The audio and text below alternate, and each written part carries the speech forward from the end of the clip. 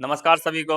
मैं नीरज यादव जिला शिक्षा विभाग गोपालगंज के इस ऑनलाइन प्लेटफॉर्म पर आप सभी का स्वागत करता हूं। पिछली क्लास में हमने मैट्रिक्स के बारे में पढ़ा था। मैट्रिक्स मैट्रिक्स क्या है, कितने टाइप की मैट्रिक्स है। उसके बाद में फिर हमने बताया था कि मतलब किस तरह से उनका सम करेंगे, किस तरह से ऐड करेंगे, किस तरह से मल्टीप्लाई करेंगे। तो ये सारी जो है हमने मैट्रिक्स के अंदर पढ़ा था।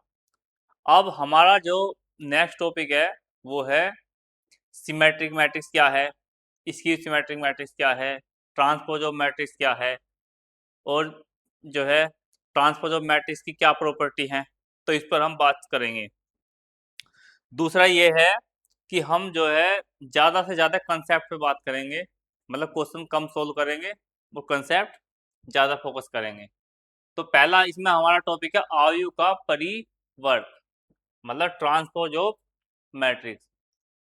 ट्रांसपोज ऑफ मैट्रिक्स क्या होता है? जैसे हमारे पास कोई भी मैट्रिक्स है, आपने पिछली कक्षाओं में मैट्रिक्स के बारे में पढ़ा होगा, 2 1 3 -1 इस तरह से। तो ये कितनी मैट्रिक्स है? 2/2 की मैट्रिक्स है। उसके बाद हमें इसका क्या निकालना है? ट्रांसपोज। ट्रांसपोज मतलब सिंपल है कि रो का कॉलम और कॉलम का रो। तो मतलब 2 1 ये क्या है? रो। तो इसे हम क्या कर देंगे? कॉलम। 3 -1 ये क्या है? रो। तो इसे क्या कर देंगे हम?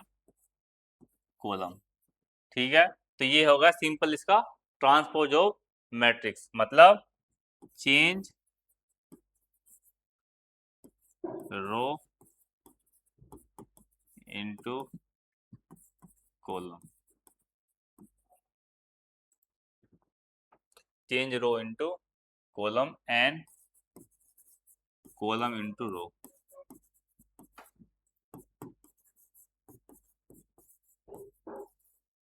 Column into row. उसके बाद में हमारा इसकी प्रॉपर्टीज क्या है? प्रॉपर्टीज ये है कि अगर हम किसी मैट्रिक्स का ट्रांसपोज निकालते हैं और उसका दोबारा से ट्रांसपोज करते हैं तो फिर जो है सेम मैट्रिक्स बन जाएगी। तो ये पहली प्रॉपर्टी है इसकी। इन सभी प्रॉपर्टीज के बारे में हम एक्सरसाइज में चर्चा करेंगे। उसके बाद दूसरी प्रॉपर्टी क्या है कि यदि हमारा कोई स्केलर, यदि हमारा के कोई कांस्टेंट है, कोई अदिश है, हम उसमें मल्टीप्लाई करते हैं, तो मल्टीप्लाई करने के बाद हमने बताया था कि यदि हम किसी अदिश की मल्टीप्लाई करते हैं और तो उसकी जो मल्टीप्लाई है मैट्रिक्स के प्रत्येक अवयव में होगी। तो उसका जब हम ट्रांसपोज निकाल लेंगे तो ए का ट्रांसपोज और जो के है, के हमारा सिंपल बाहर आ जाएगा। इसे भी हम जो है एक्सरसाइज के अंदर देखेंगे। उसके बाद तीसरी प्रॉपर्टी इंपॉर्टेंट है, यदि ए और बी का ट्रांसपोज करेंगे तो ए ट्रांसपोज अलग और बी ट्रांसपोज अलग, इन दोनों का अलग अलग करके हम सम करेंगे तो बराबर होगा। उसके बाद 4 नंबर है कि यदि ए बी डैश, मतलब ए बी का ट्रांसपोज करेंगे तो इसका सेम उसी तरीके से जैसा हमने पिछले उसमें पढ़ा था कि यदि ए बी है तो बी ए। ठीक है ना, हमने मल्टीप्लाई किया था ए बी तो बी ए। तो हम मैट्रिक्स में क्या होता है कि ये इक्वल नहीं होते हैं, लेकिन यदि हम इसका ट्रांसपोज करते हैं तो बी डैश ए डैश ये इसका इक्वल होगा। तो ये सभी हम एग्जाम्पल की सहायता से समझेंगे। उसके बाद इसमें एक आता है सममित तथा विषम सममित, मतलब सिमेट्रिक और स्क्यू सिमेट्रिक्स। यदि हम किसी का ट्रांसपोज करते हैं तो ट्रांसपोज करने के बाद यदि सेम वही मैट्रिक्स बनता है तो ये हमारा हो जाएगा सममित। ठीक है। उसके बाद यदि ट्रांसपोज करने के बाद उसमें नेगेटिव बाहर आता है तो ये हमारा बन जाएगा विषम सममित। उसके बाद है एक, इसके अंदर हम पढ़ेंगे कि किसी भी मैट्रिक्स को सिमेट्रिक प्लस स्क्यू सिमेट्रिक्स में हम चेंज कर सकते हैं। मतलब किसी मैट्रिक्स को सिमेट्रिक और स्क्यू सिमेट्रिक के जोड़ के रूप में, योग के रूप में दर्शाया जा सकता है। यदि हमें सिमेट्रिक दर्शाना है तो ए और ए का ट्रांसपोज का हम हाफ करेंगे। यदि हमें स्क्यू सिमेट्रिक दिखाना है तो ए और ए का ट्रांसपोज का सब्ट्रैक्ट करेंगे और 2 से डिवाइड करेंगे। तो ये 2 टॉपिक पढ़ने हैं हमें, सिमेट्रिक और स्क्यू सिमेट्रिक और ट्रांसपोज ऑफ मैट्रिक। तो क्वेश्चन नंबर 1 दिया गया है, इसमें है निम्नलिखित अवयवों में से प्रत्येक का परिवर्त ज्ञात कीजिए। तो इसे ये क्या है, क्वेश्चन नंबर 1 का 2 पार्ट है। इसे कोई मैट्रिक्स हमने मान लिया ये, तो हमें इसका परिवर्त निकालना है। तो परिवर्त मतलब रो का कॉलम या कॉलम का रो।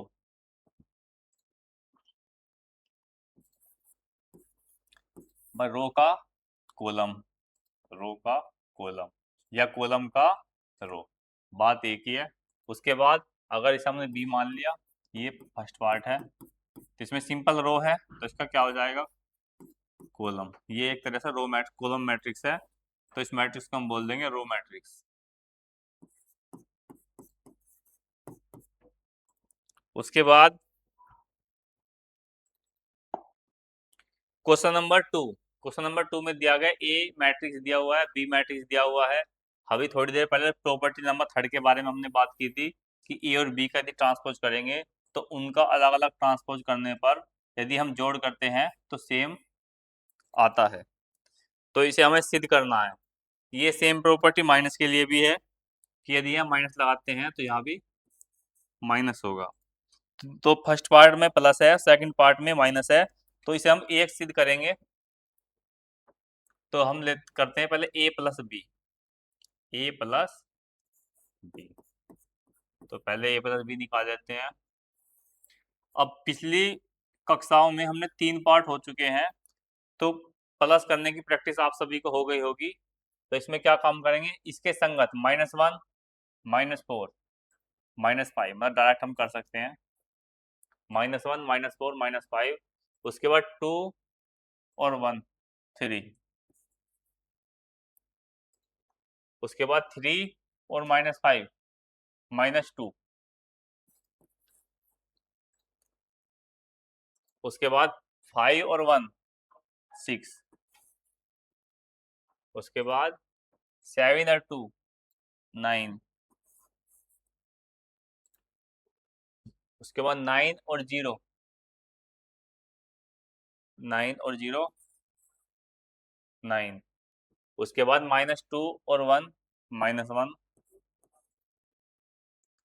और 1 और 3 1 और 3 होगा हमारा 4, और 1 और 1 1 और 1 2। तो ये हमारा होगा ए प्लस बी। तो ए प्लस बी का अब हम क्या करेंगे, ए प्लस बी का अब हम ट्रांसपोज करेंगे। तो ट्रांसपोज में सिंपल चेंज करना है, रो का कॉलम और कॉलम का रो। तो -5 3 -2, तो -5 3 -2 -5 3 -2।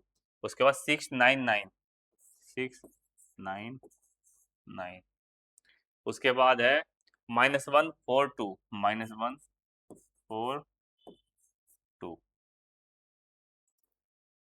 तो लेफ्ट हैंड साइड है हमारा। अब राइट हैंड साइड में क्या करेंगे, ए डैश प्लस बी डैश। तो इसे डायरेक्ट करेंगे यहाँ से, ए डैश प्लस बी डैश।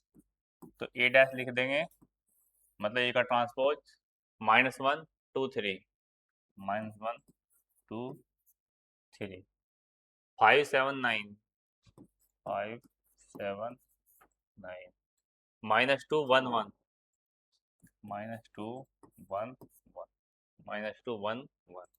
उसके बाद plus B dash, B dash -4 1 -5 -4 1 -5 1 2 0 1 2 0 1 3 1 1 3 1। उसके बाद हम क्या करेंगे, इसे ऐड करना है, -1 -4 -5 5 और +1 6 -2 +1 -1 2 और 1 3 7 और 2 9 1 और 3 4 5 में 3 गया -2 9 और 0 9 1 और 1 तो -5 6 -1 3 9 4 -2। तो इस तरह से हम देखते हैं कि दोनों लेफ्ट हैंड साइड और राइट हैंड साइड क्या है, ये दोनों सेम है। तो यहाँ लिख देंगे लेफ्ट हैंड साइड बराबर right hand side, hence proof, hence proof. तो इसी तरह से माइनस वाला भी सिद्ध कर लेंगे आप। क्वेश्चन नंबर 3 सेम ऐसी है, क्वेश्चन नंबर 4 में भी सेम ऐसी है। ए डैश बी डैश इनका ऐड कर देना है। अब हम बात करेंगे क्वेश्चन नंबर 5। ये प्रॉपर्टी नंबर 4 दी हुई थी कि यदि ए बी डैश तो ए बी ट्रांसपोज तो बी ट्रांसपोज ए ट्रांसपोज दोनों इक्वल होंगे। तो क्वेश्चन नंबर 5 में ए की वैल्यू दी है 1 -4 3 और बी की वैल्यू दी हुई है -1 2 1 -1 2 1। तो इसमें निकाल लेंगे हम ए बी। तो पहले ए बी निकालना पड़ेगा। 1 -4 3 -1 2 1। तो करो। इसमें 3 गुना 1 कितने की मैट्रिक्स है? 3 गुना 1 मतलब 3 रो 1 कॉलम। ये कितने की है? 1 रो 3 कॉलम 1 2 3। तो इसका मतलब कितने की मैट्रिक्स बनेगी हमारी?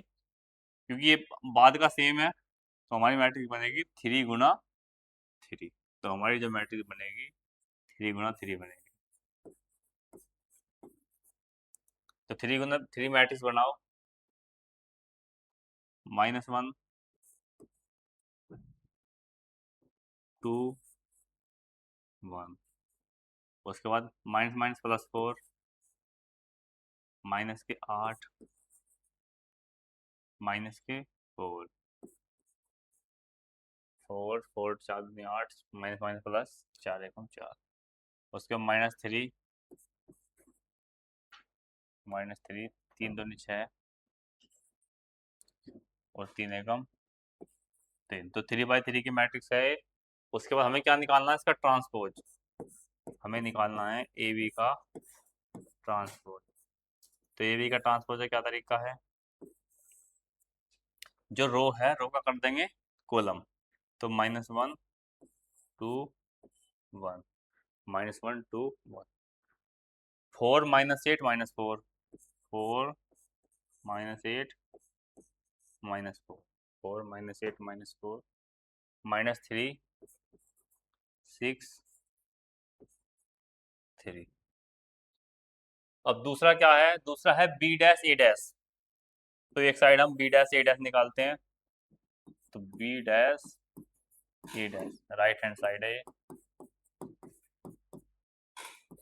तो बी डैश क्या है? ये कॉलम है, इसका रो कर देंगे, मतलब रो है कॉलम कर देंगे -1 2 1। उसके बाद ए है हमारा ए डैश, मतलब ये है हमारा कॉलम, तो इसका रो बना देंगे -1 -4 1 -4 3 1 -4 3। तो ये कितने की मैट्रिक्स है? 3 गुना 1 मतलब 3 रो 1 कॉलम। ये कितने की है? 1 रो 3 कॉलम। तो आप बाद का सेम है तो हमारी कितने की मैट्रिक्स बनेगी? 3/3। तो बनाओ 3/3 की मैट्रिक्स। तो -1 -4 -4 और -3 -3। उसके बाद 2 एकम 2 4 दूनी 8 और 2 तिया 6। उसके बाद 1 एकम 1 -4 और 3 एकम 3। अब इसका मिलान कर लो। -1 4 -3 2 -8 6 1 -4 3। तो इसका मतलब B A dash B dash का जो वो है, मतलब ए बी का जो ट्रांसपोज है वो बी ट्रांसपोज ए ट्रांसपोज के मल्टीप्लिकेशन के बराबर है। तो इसका मतलब लेफ्ट हैंड साइड बराबर right hand side.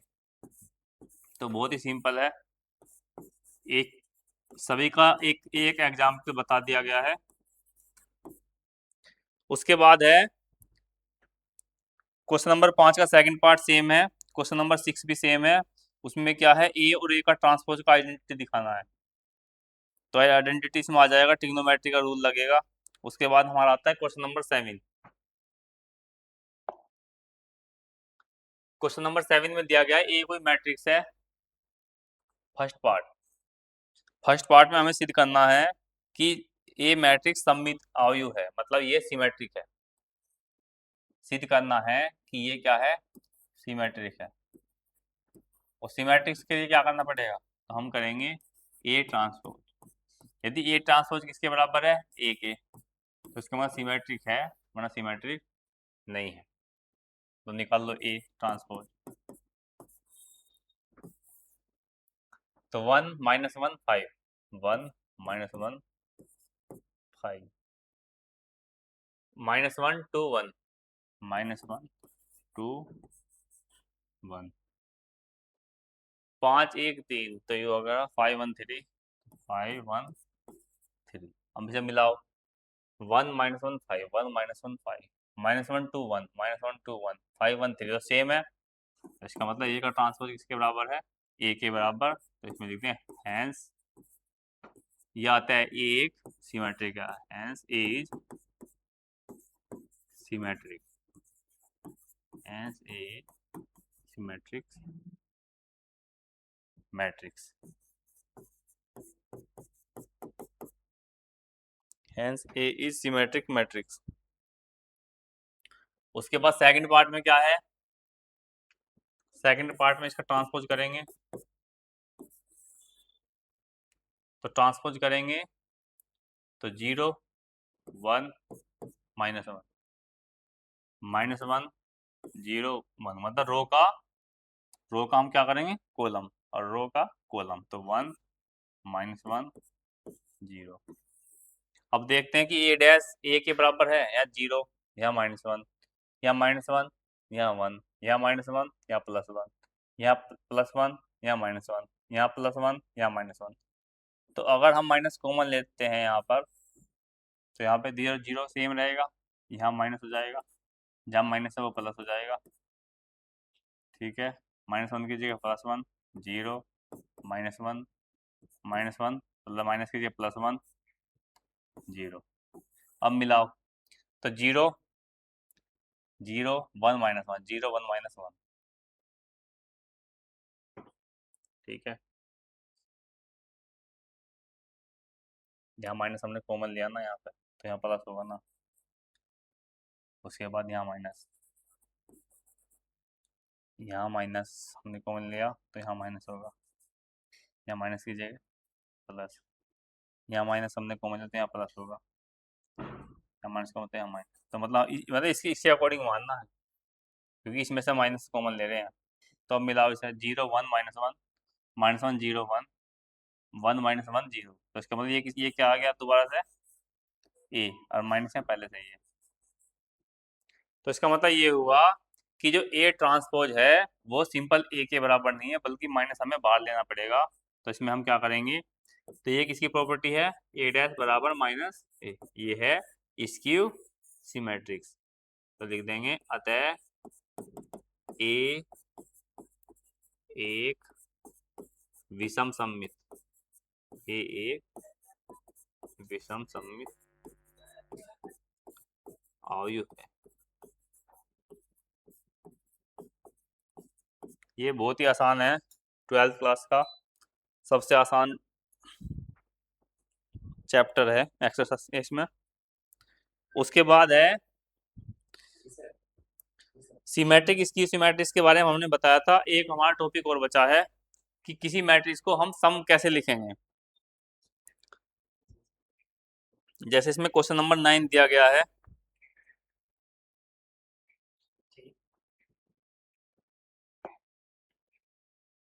Question number 9 दिया है, इसमें 1/2 a + a डैश निकालना है हमारा। तो क्वेश्चन नंबर 10 करते हैं। इससे समझना आसान होगा। Question number 10। तो 10 में दिया गया है निम्नलिखित अवयवों को एक सममित अवयव और विषम सममित अवयव के योगफल के रूप में लिखना है। मतलब कोई मैट्रिक्स दी हुई है, जैसे एक सिंपल मैट्रिक्स है 2/2 3 5 3 5 1 -1 1 -1, ये कोई मैट्रिक्स है। क्वेश्चन नंबर 10 का फर्स्ट पार्ट 3 5 और 1 -1। तो इस मैट्रिक्स को हमें जो है सिमेट्रिक्स और इसकी सिमेट्रिक्स के योग के रूप में दिखाना है। ठीक है, तो ये 2/2 का मैट्रिक्स हो चाहे 3/3 का मैट्रिक्स हो, उससे कोई दिक्कत नहीं है। तो हम क्या काम करेंगे, इसे कोई मैट्रिक्स मान लेंगे ए।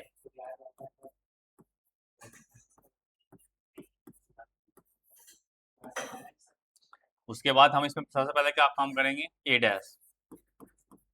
तो ए डैश मतलब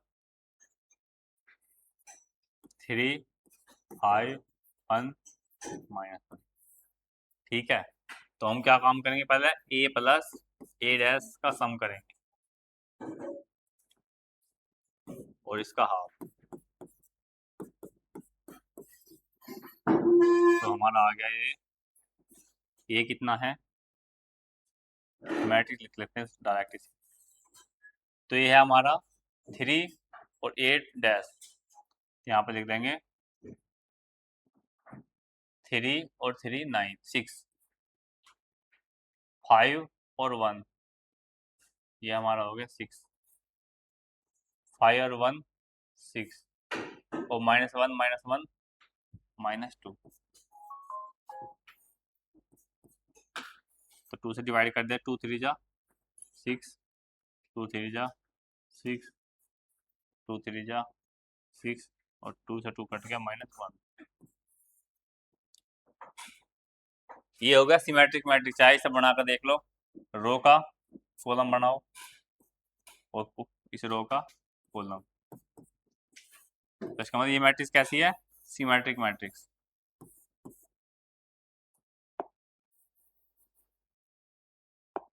उसके बाद क्या करेंगे, दूसरा 1/2 a - a डैश, ये क्या होगा, स्क्यू सिमेट्रिक्स। ये है स्क्यू सिमेट्रिक्स। तो a - a डैश, तो a - a डैश मतलब 3 में 3 गया 0, 5 में से 1 गया 4 और 1 में से 5 गया -4 -4। उसके बाद -1 माइनस, तो माइनस माइनस प्लस, तो 1 में से 1 गया 0, 2 से डिवाइड कर दो तो क्या आ गया 0। 4/2 2 4/2 -2 और 0/2 0। अगर इसे देखते हैं हम तो इसका ट्रांसपोज करो, तो ट्रांसपोज 0 2 -2 0। तो ये सेम तो आया नहीं, तो इसमें हम माइनस अधिक कॉमन लेते हैं, तो 0 -2 -2 0, मतलब माइनस कॉमन ले लिया यहाँ से, यहाँ प्लस बचा, यहाँ माइनस है तो यहाँ माइनस ले, माइनस माइनस प्लस। उसके बाद अब देखते हैं तो सेम मैट्रिक्स है 0 2 0 2 -2 0। तो इसका मतलब क्या है, इसका मतलब है कि ये मैट्रिक्स कैसी है, ये मैट्रिक्स है स्क्यू सिमेट्रिक्स। हमने बताया था इस तरह से लिख सकते हैं, ये सिमेट्रिक्स और ये स्क्यू सिमेट्रिक। उसके बाद हमने क्या बताया था कि a बराबर 1/2 a plus a dash plus 1/2 a - a dash. मतलब किसी मैट्रिक्स को सिमेट्रिक और स्क्यू सिमेट्रिक्स के योग के रूप में लिखा जा सकता है। तो इसे हम सिद्ध करते हैं कि हमारा जो मैट्रिक्स है सिमेट्रिक्स कितना आया था, 3 3 3 -1। उसके बाद जो स्क्यू सिमेट्रिक है वो कितना आया था, 0 2 0 2 -2 0।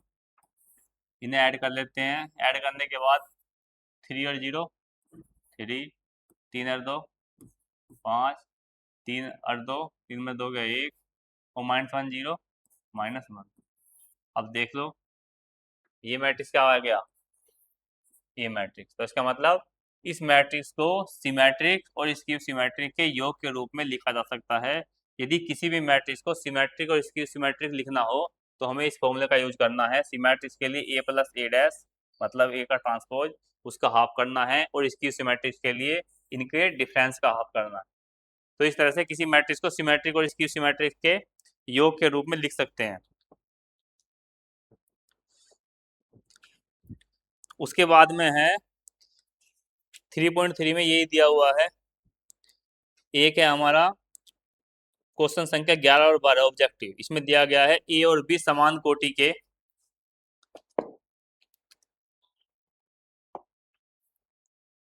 11 नंबर में दिया गया है ए और बी समान कोटि के अवयव हैं, सममित अवयव हैं।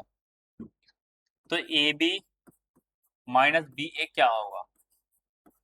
मतलब यदि ए बी मतलब ये भी सिमेट्रिक है, ठीक है, और ये भी सिमेट्रिक है। जब दोनों सिमेट्रिक हैं, समान कोटि के, तो ए बी माइनस बी ए क्या होगा? तो इस तरह का यदि प्रश्न आता है तो या तो सिंपल डायरेक्ट याद रख लो। डायरेक्ट याद क्या करना है? ये होगा हमारा विषम सममित। ये हमारा विषम सममित होगा। लेकिन अगर बाय चांस याद नहीं रहता है तो क्या काम करेंगे? किसी एग्जाम्पल के थ्रू। हमने कोई दो मैट्रिक्स लिया सिमेट्रिक, जैसे ये कोई मैट्रिक्स दिया हमने, जैसे अभी पिछले क्वेश्चन में हमारा था सिमेट्रिक का,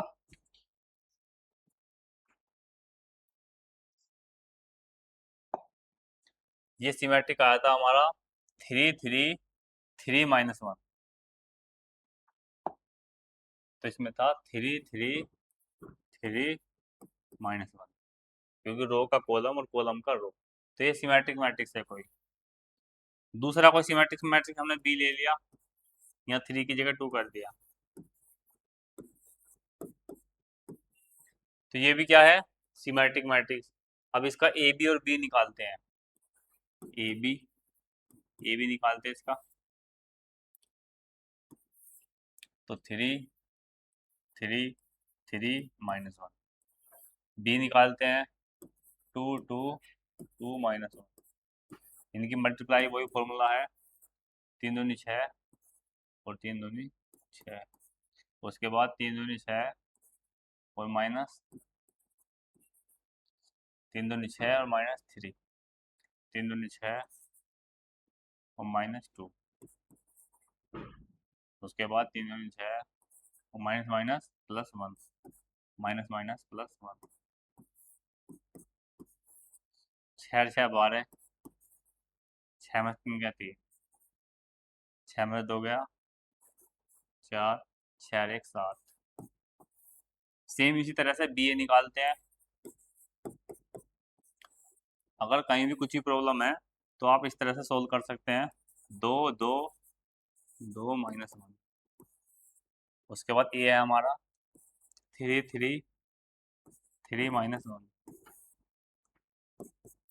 फिर मल्टीप्लाई करेंगे, 2 3 जा 6, 2 3 जा 6।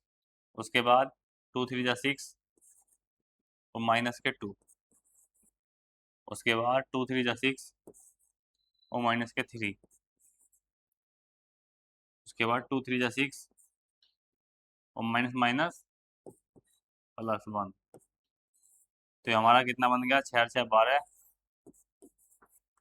6 में से 2 गया 4। उसके बाद 6 में 3 गया 3 और 6 1 7। 3 2 6 माइनस माइनस प्लस 1 7। तो ए बी की वैल्यू हमारी ये है, बी ए की वैल्यू हमारी ये है। इसमें क्या दिया हुआ है? ए बी माइनस बी ए। इसमें कैलकुलेशन एक बार चेक कर लेना चाहिए, क्योंकि गलत होने के चांस रहते हैं इसमें।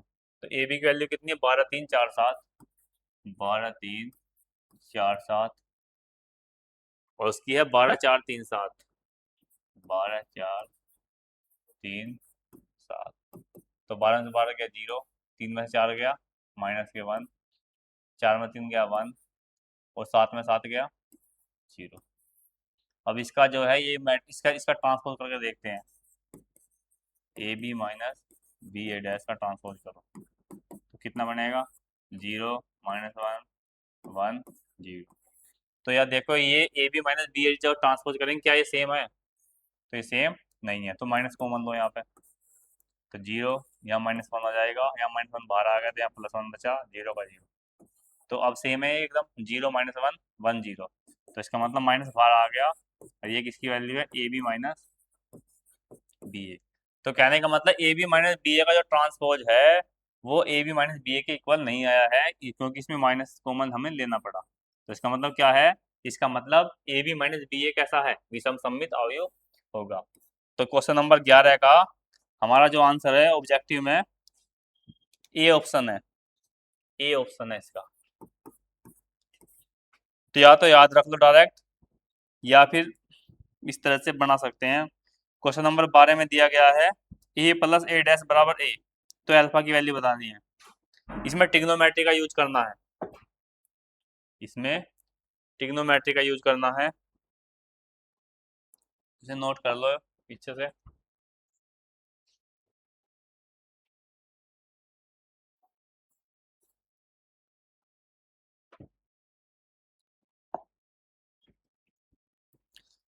तो question number 12,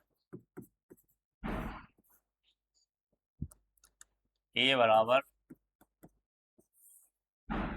cos alpha sign alpha, cos alpha sine alpha minus sine alpha cos alpha,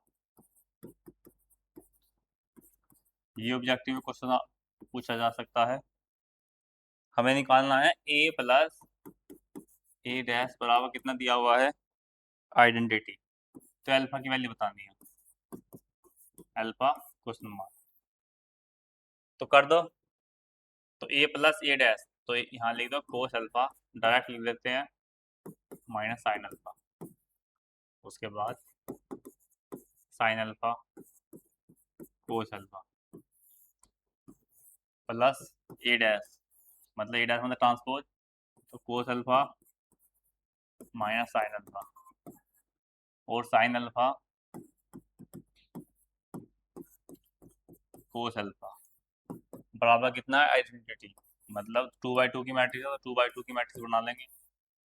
अब यहाँ पे देखें cos alpha 2 cos alpha, add हमने शुरू में बता दिया था, minus sine alpha plus sine alpha 0, sine alpha minus sine alpha 0, cos alpha 2 cos alpha, यहाँ 1 0 है। यदि इस तरह से हम किसी समीकरण को लेकर चलते हैं तो इसमें निशान इस तरह से लगाना है, इसमें निशान इस तरह से लगाना है। तो जब कंपेयर में हमने क्या बताया था कि उसकी जो भी एक अवयव है उसके संगत अवयव बराबर होगा, तो 2 का अल्फा किसके बराबर है, 1 के। तो इसका मतलब हम यहाँ से देखते हैं कि 2 कोस अल्फा किसके बराबर है, 1 के। तो कोस अल्फा किसके बराबर है, 2 कोस अल्फा के बराबर है 1 के, तो 1/2। अब कोस में 1/2 किसकी वैल्यू है, ये है 60 की, तो अल्फा की वैल्यू है 60 मतलब π/3। तो इसमें आंसर दिया है ऑप्शन बी, तो बी इसका सही है, π/3। तो 1 नंबर 2 नंबर में बहुत सारे क्वेश्चन पूछे जाने की संभावना है। उसके बाद में फिर है इसमें एक टॉपिक है elementary operation of a matrix. इसमें हम देखते हैं कि मैट्रिक्स में इनवर्स कैसे निकालते हैं, इन्वर्टिबल मैट्रिक्स। तो इन्वर्टिबल मैट्रिक्स इस चैप्टर का लास्ट एक्सरसाइज है ये। उसके बाद हम नेक्स्ट स्टार्ट करेंगे डिटर्मिनेंट मतलब सारणिक। तो अभी टाइम है हमारे पास, अभी से बता देते हैं।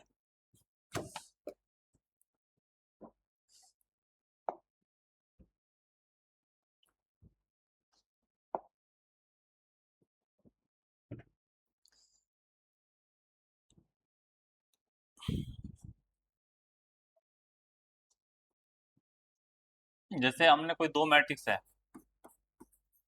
ए बी, यदि उनकी जो मल्टीप्लाई आइडेंटिटी है, तो हम क्या कहेंगे कि बी ए का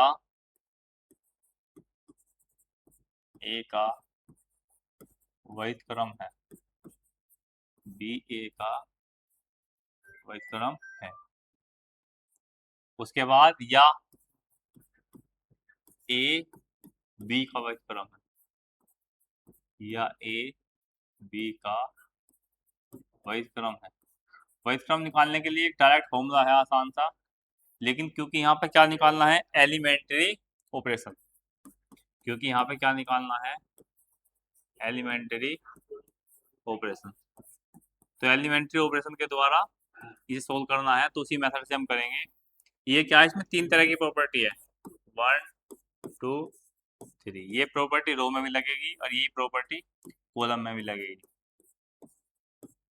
जैसे अगर हम रो ऑपरेशन से करते हैं तो ये प्रॉपर्टी है कि कोई भी रो आपस में इंटरचेंज हो सकती है, ठीक है ना, R1 R2 R2 R3। तो इसमें हम सिंपल मान लेते हैं, कुछ भी आई जे मान लेते हैं यहाँ जनरली, आई जे। सेम इसी तरह से सी आई इंटरचेंज दोनों तरफ निशान होगा सी जे। दूसरा क्या है कि हम जो है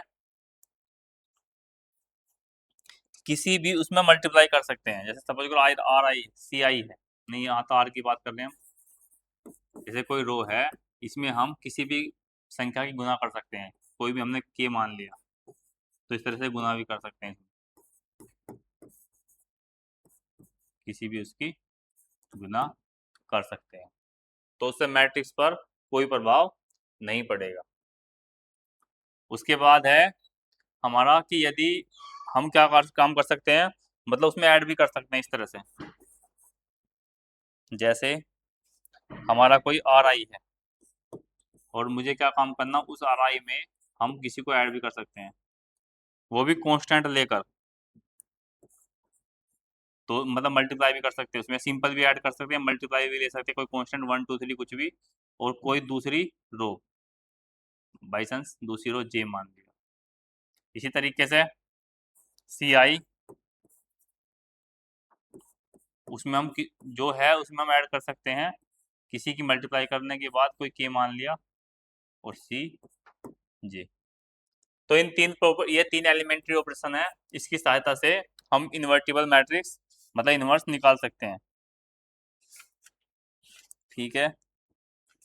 इसमें कुछ एग्जांपल दिए हुए हैं, आप उसकी सहायता से देख सकते हैं, नहीं तो हम जो है अगले टॉपिक में इस पर चर्चा करेंगे।